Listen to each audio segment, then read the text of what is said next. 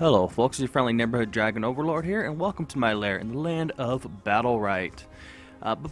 Before we get on to the show, I would like to say if you're enjoying my content and would like to keep up to date with whatever I post, please smash that subscribe button.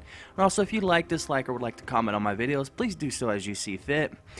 Now on to the show. This is going to be a redo of the video of the spotlight for Jade, as the audio was not too wonderful on the other one, but the other one is going to still be kept up, as it does show some actual gameplay, not just training footage for Jade. But on to Jade. Jade, the Lone Gunner. She's a ranged class from the eastern realm of Daharan, a mysterious gunslinger born with eagle eyes and armed with a lethal sniper rifle. Jade's pinpoint accuracy is a serious threat for anyone who enters the arena. For close encounters, she prefers a good old combination of stealth and homemade revolvers. Now on to her customizables. She has her 5 different outfits, as you can see here, which even change her hair color and such. Then she has her weapons. She has her basic common weapons, are just the loadouts. Then she has a slightly better version of the loadouts, but the weapons just straight up look differently, more like a slightly different pistol instead of a revolver. And then she has her epics, which are just massive. And they also change the weapon on the back, as you can see here. Starts out just a basic sniper rifle with a really long scope, and then it's a longer, more like Civil War sniper rifle. Looks to be a bolt action, smaller scope. It's different colors. And then she has this massive rifle of some sort. It even has a bayonet on the end with a really small scope. Couple different colors, even has feathers and a skull. Then her poses. She's an over the shoulder and revolvers ready. Now let's get into the practice so we can go over her battle rights and whatnot. Okay, we're gonna start by turning on infinite energy and no cooldowns. And with her basic left click ability is just fire the revolver shot, doing 4 damage each shot. 4 damage on each shot. Now, to show what it really looks like, because it's not just going to keep going all yet, about right there. See, decent amount. Turn that back on. Then you have Snipe. Fire a piercing bullet that deals 38 damage and inflicts stun.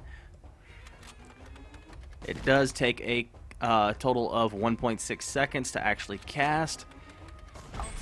And then you have her space ability, Blast Ball. Detonate a grenade that launches you into the air. The explosion deals 12 damage and inflicts stun on nearby enemies. Ah, that's not the right button. Boom, as you see, they get damaged. She can actually go pretty far with that. Then you have her Q ability. Turn invisible. It's called Stealth. Turn invisible and increases movement speed by 15%. Hit that Q button, Stealth, and that is perfectly paired with. Boom. Actually, let's go back into stealth, and then you do the sniper rifle. Perfectly paired. You can get the snipe off while you're invisible so they can't see it coming. Then you have the E ability, Disabling Shot. Fire a shot that inflicts snare and interrupts the next ability cast. Inflicts silence when an ability is interrupted. Now let's actually go over to hit that Q, blast vault, so we get a little faster. You see how he's shooting there? That was not the right ability. Oops. Spell block snared. See? So you couldn't have it fired. Let's actually wait till this guy right here respawns and we'll show you again.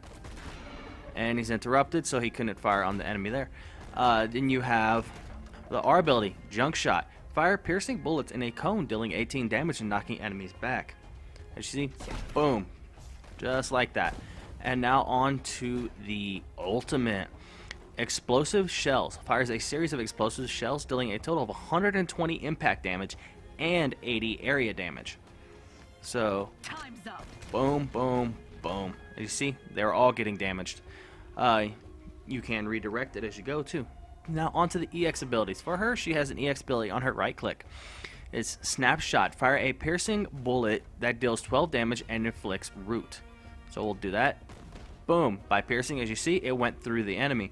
So you can hit multiple targets with that. And her other one is on Q. Smoke Veil. Create a smoke veil around you, turning self and nearby allies immaterial. We're going to actually go on to this guy. When he responds, hold this and sees immaterial, cannot get hit by that. Quick and simple. Very effective. Now on to her Battlerites. For her Battlerites, round 1, she has Evasion. Using Stealth turns you immaterial for 1 second. Then you have Gunslinger. Revolver shot hits reduces the cooldown of Stealth by 0.3 seconds. And then you have Desperado. Landing a disabling shot instantly reloads revolving shot with 12 ammo.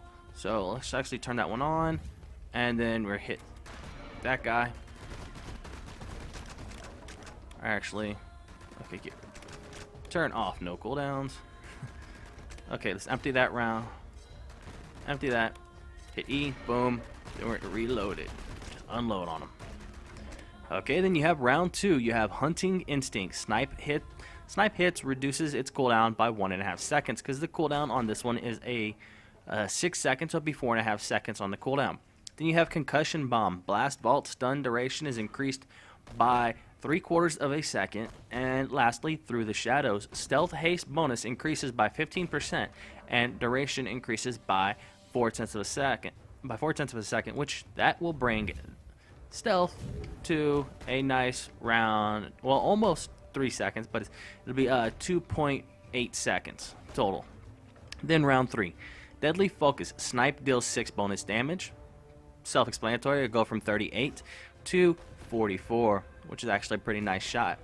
Then Outlaw. The cooldown of Blast Vault is reduced by 2 seconds. Blast Vault, as I didn't mention earlier, has a cooldown of 9 seconds. This would bring it down to 7 seconds.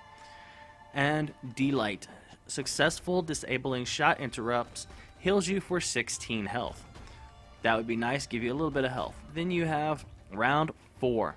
You have Agility, increases your movement speed by 10%. Inspiration increases your maximum energy by 25%, and energy gained from your abilities increased by 10%. This will definitely help you not only build up energy, but keep energy more, so you could actually build up your ultimate here all the way to the 100% you need, and then you could still be able to use like Junk Shot here, or one of the EX abilities, as those both cost 25 energy each. And so you can do ultimate, and then you still have 25 energy left for that. And then lastly, you have Slayer. Deal 20% increased damage to targets below 30 health, or 30% health, should I say. I still don't use that one too much, as it's too situationally based, whereas Inspiration, that's just set. You're going to get 10% more energy, so you'll fill up your ultimate faster, and you have 25% more energy that you can have total. And then round 5, you have Sovereign. While channeling explosive shells, you take 75% less damage. That's really nice. It's always good to take less damage. And Shrapnel. Explosive shell projectiles inflict 50% snare for 1.5 seconds. This is actually a tough choice.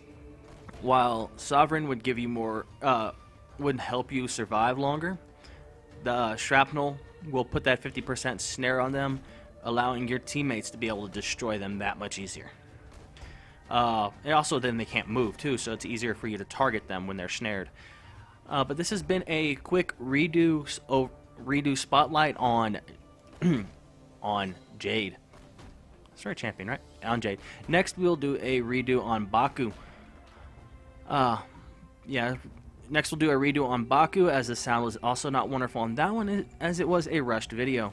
But I hope you enjoyed this video, and don't forget to check out the down below, as I will have links to not only the Steam page for this game, but also my contacts such as Twitter, Tumblr, and Twitch.